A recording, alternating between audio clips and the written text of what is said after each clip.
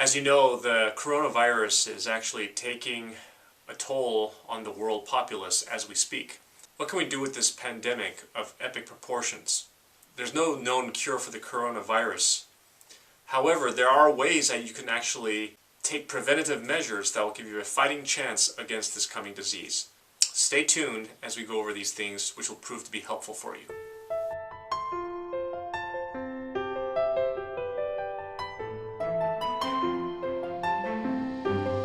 Number one, you heard many people give instruction about how it's very important for you to wash your hands thoroughly. They also say don't turn off the faucet with your hand, but use your arm, because your hands have ways to get contaminated again even though you wash. Very important that you resist touching your face, because that's a good way to contract the disease through your mucus from your face and through your body. And also, make sure you sanitize everything. Surfaces, your cell phone, your laptop, all these other devices that you tend to touch all throughout the day. This coronavirus can live for several days. We want to be very careful about what we touch and making sure that we are sanitizing and washing our hands often. So these are things that you already know, but there are some things that I'd like to share with you today that has benefited me, and also from other people that I've learned from that I believe will help you as well. But I want to share with you some ways that you can actually boost immunity. This is one of the ways that we can actually give our body a fighting chance, by boosting our immunity, and there are ways to do that. Number one, eliminate sugars. That's right, eliminate sugar. And why am I saying that? Because sugar actually has no nutritional benefit. In fact, sugar is quite the opposite for our immune system. It's detrimental to our immune system. In fact, to the degree that we eat sugar is to the degree that we weaken our immune system. And so please take away all the sugar from your diet and eliminate all the sugars, and try to keep things to fruits and natural things, but eliminate those sugars, because sugar is the worst thing for your body. It just weakens your immune system, and it's going to make you susceptible to the virus. Drink plenty of water instead of sweet drinks to improve circulation and to cut immune zapping sugar calories. The second thing that you want to be mindful of is to really get rid of alcohol and smoking. These things actually are not helpful for your body. In fact, it's actually going to increase the risk of you being susceptible to this virus. Alcohol and smoking does the same thing. It cripples your immune system, so you want to forego those things altogether. Next, what you want to do to improve your immune system is exercise. Not only protects the immune system, but also strengthens it.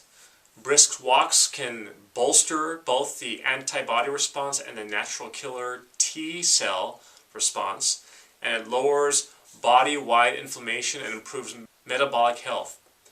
And so daily exercise improves mood, lowers anxiety, and increases a sense of well-being. The mind-body working together, these positive mental states have the additional benefit of boosting immune system. Exercise is quite beneficial in many ways, because you're first of all going out, and it's more nice for you to go out into the open air, out in nature, walk around the block in your neighborhood. That's what's been good for me. Really exercise has so many benefits. You get a lot of oxygen into your lungs. I remember I went to the store and I was kind of feeling a little congested in my lungs. I was kind of worried. But when I took a walk around the block and I took deep breaths during my walk, all throughout my walk around the block, that actually did wonders for my lungs. It actually cleared my lungs. I didn't have that congested feeling anymore. And oxygen actually helps destroy bacteria. Bacteria cannot live in an oxygen-rich environment. And so when you actually breathe in oxygen, it actually helps destroy toxins and bacteria. And oxygen is antiviral as well. So you want to make sure that you breathe in a lot of air. Exercise really helps promote that. Also, exercise helps with the circulation of your blood, and so that's also needed as well. What you want to do is make sure that you get more nitric oxide in your body. Now, what is nitric oxide, you may ask? Nitric oxide actually helps stop the replication of the coronavirus. And there are studies that have shown this, reliable studies, and we see that nitric oxide is very important, especially as we're facing this coronavirus crisis. And so you may ask, great, where do I find it? Well, you don't have to go anywhere to find it. You could actually find it in the healthy foods that you eat. So the healthy foods like arugula, spinach, celery, kale, cress, and vitamin D is also good for you as well. So if you actually take these things in, this actually gives you nitric oxide that you need as well. Vitamin D is really important to have. Vitamin D is where we get it from the sun, but you also want to consider with doctors' consent to see if that is good for you to get some supplements, to get some vitamin D supplements that will help boost your immune system as well. And vitamin D is very powerful and beneficial in many ways. What they're saying is there's this boogeyman called the virus, and you need the vaccine to help you stop that, okay? Boogeyman, savior. Savior's Bill Gates, Clinton Global Initiative, etc., Big Pharma. If you actually understood the immune system, it's laughable. The reality is the immune system has evolved over billions of years. We grew up in bacteria and viruses. We're supposed to play out in dirt. That's how the immune system gets turned on. So what happens is it's people who have immunocompromised immune systems, which means their immune systems are not firing on all cylinders. So imagine you have 3 cylinders, it's only firing on 2. You know what happens? The 3rd cylinder has to take up all the effort, right? Well, that 3rd cylinder in immunology is called cytokines. It fires so hard that it overreacts. And it starts not only attacking the virus surface, but also starts attacking your own tissue. So it's your own body attacks itself because of a weakened and dysfunctional immune system. Well, how do you get a weakened and dysfunctional immune system? Eat sugar all day. Eat a diet that's no longer has any vitamin D and nutrients. And that's why I wrote that letter to the President of the United States. This is really about immune health. This is the fact that we don't get enough vitamin D, we don't get enough vitamin A, we don't get enough vitamin C. I mean, there's other things, but we can focus on those 3 things. In Chad, in African country of Chad and Djibouti, there's only been 1 COVID case and no deaths. Why is that? Well, because people live probably lives that we should probably think about living. They're out in the sun. They're, digging up roots. We may consider these people 3rd world. So the solution is pretty simple. At least get out in the sun. If you can't do that, you got to boost up on vitamin D, vitamin D, vitamin D. We're not getting sun. We're not getting fruits and vegetables. A depleted culture for 25 years. Monsanto, those pesticides affect the gut microbiome, which throw our gut off. And then we're eating high sugars. I mean, it's a recipe for death. But we're not addressing that. We're like hyping up this virus. And what is the result? You have people hiding out in homes, people getting ready to accept fascism, not addressing the fundamental issue, which is immune health. Antioxidants are powerful immune boosters, and here's why. Antioxidants remove oxidants or free radicals from the bloodstream. And so we see that oxidants are toxic byproducts of normal metabolism, and they occur as a result of exposure to smoke or other environmental toxins. Free radicals can damage DNA and weaken the body's immune system. However, antioxidants actually reduce damage and strengthen the immune system. You can increase them and improve their effectiveness by eating more fruits and vegetables. And so this includes cherries, citrus fruits, berries. These things are high in antioxidant nutrients. Green leafy vegetables like kale and broccoli are rich in antioxidants. Vitamins A, C, and D on top of that is what we need.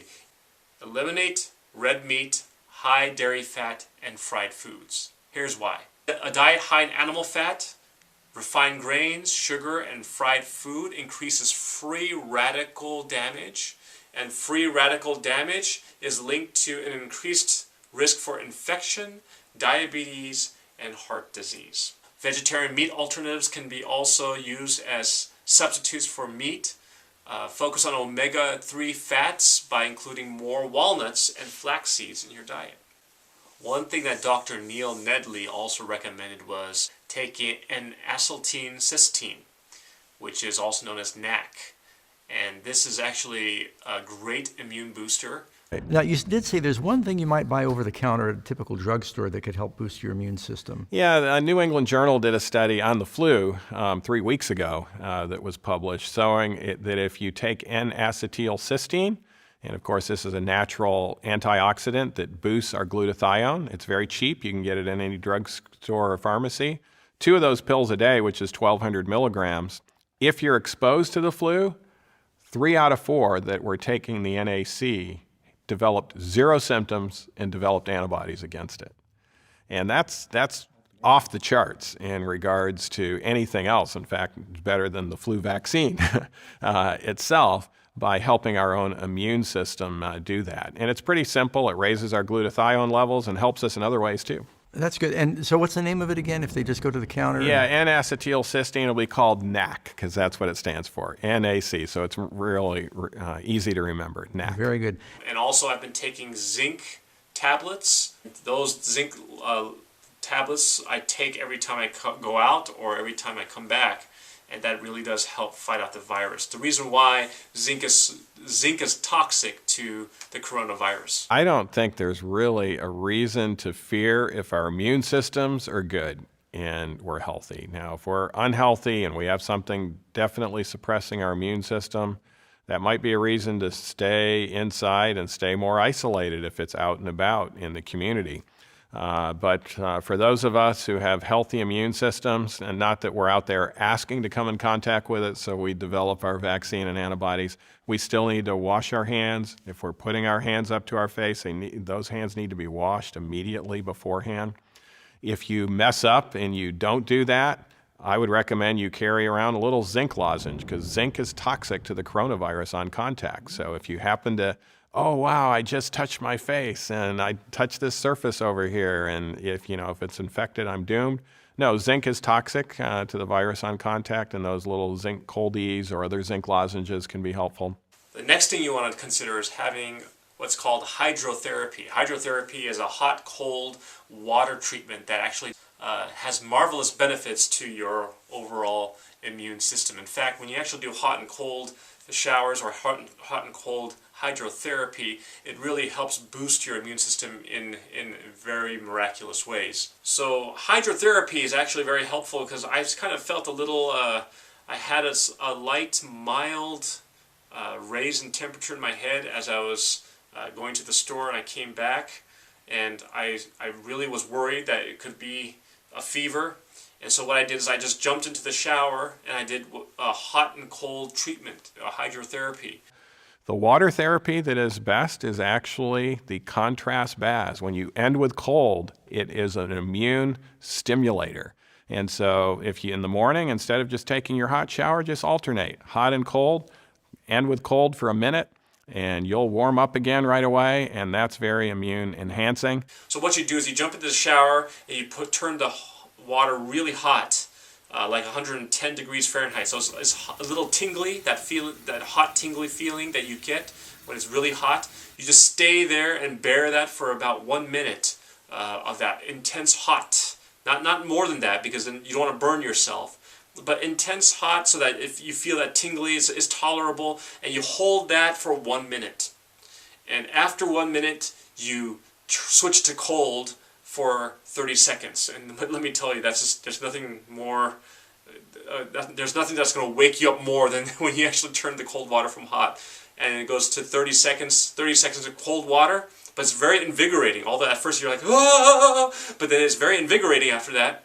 And you turn the hot back on after 30 seconds for another minute. And then you turn back after 1 minute of hot, you turn back again to cold as tolerated for 1 minute. So you want to end with cold. So hot, cold, you end with cold. And what tends to happen when you do that is that as you're switching from hot to cold, this hydrotherapy treatment actually causes your blood vessels and your arteries and your veins to constrict and to expand. Constrict and expand. And when that happens, what's in essence happening with your body is that it's becoming a pump. It's pumping out all the bad impurities out of your bloodstream, and also improving the circulation to purify your blood and to have that circulation, and that actually does wonders for your white blood cell count. Your white blood cell count increases and gets stronger as a result of this hydrotherapy treatment. And so hot and cold shower actually does wonders, and I encourage you to try it. It may be a little hard at first, getting used to that, adjusting from hot and cold, but over time you will see the benefits, and the benefits far outweigh what you go through in that shower. Water can be something very beneficial as we try to fight this problem of coronavirus. One of my favorite countries in the world is Finland. Such a beautiful country. And one of the things that Finnish people thought the whole world is the importance of saunas. Did you know that there's more saunas in Finland than cars? Wow. Every home has a sauna. And does this help with our immunity? And because these people have been doing this for hundreds of years, they have a body of evidence that is impressive about the function, the relationship between the sauna bath and the immune system function. How does that work? How does it boost your immunity? It does that by many ways. One of the ways is that we have a bunch of soldiers stationed in our bones, inside our bone marrow. So white blood cells, is that what you're talking about, or red blood cells, do you mean? Both of them, but also a good amount of white blood cells. Okay. So when we do what is called a heat shock, we put heat and then we put cold, that event in our body causes to release all those soldiers to our bloodstream. They think there's a problem, they come out to fight. That's right. So imagine having the virus come in, and here you have this standing army just waiting for it. That's why it is theorized that coronavirus would be beneficial to do this. We don't have research currently on coronavirus. We're actually here at Weimar creating a protocol to study that. But in the case of SARS and other types of coronavirus, it has been shown beneficial, the sauna bath. The beauty of the sauna bath is that you can be in a room in which the air is very hot. We're talking about 160, 170 degrees, because the humidity tends to be lower than a steam bath.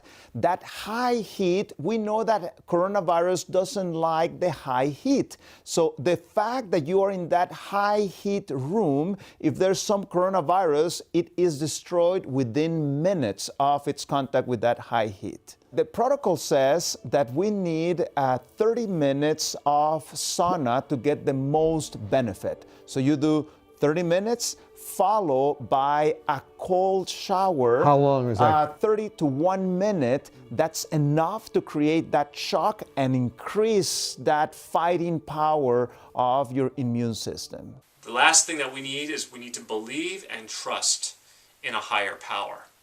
You know, with this whole coronavirus situation, it only shows us that we are not just fighting physical and mental, but we're also fighting spiritual realms here.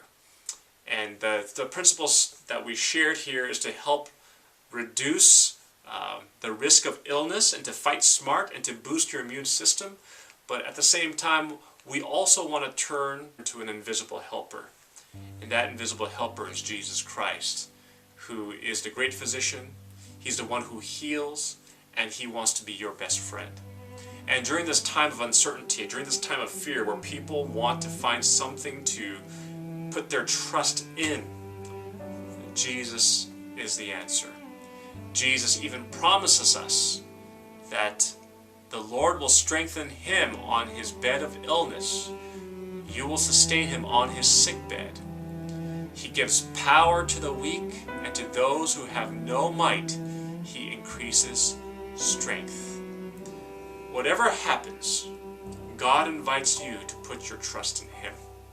You know, we can do all that we can to make our health optimal, but even that may not be enough. And even that does not guarantee that we'll be free from the world's sufferings and trials and difficulties that we face in this life. However, when we put our trust in our friend Jesus, he promises us wonderful eternal life for our future. And so no matter what may come, no matter what may happen, at least we can put our trust in him and know that if our life is in his hands, we have nothing to fear. And I want you to know Jesus and turn to him as your source of help. And he is waiting to accept you if you're willing to give him your heart. And he is willing to be your Savior and your friend. In this coronavirus-infected world, our invisible helper, Jesus, is able to conquer all invisible foes. Don't be afraid. Keep your eyes upon Jesus. And would you put your trust in him today?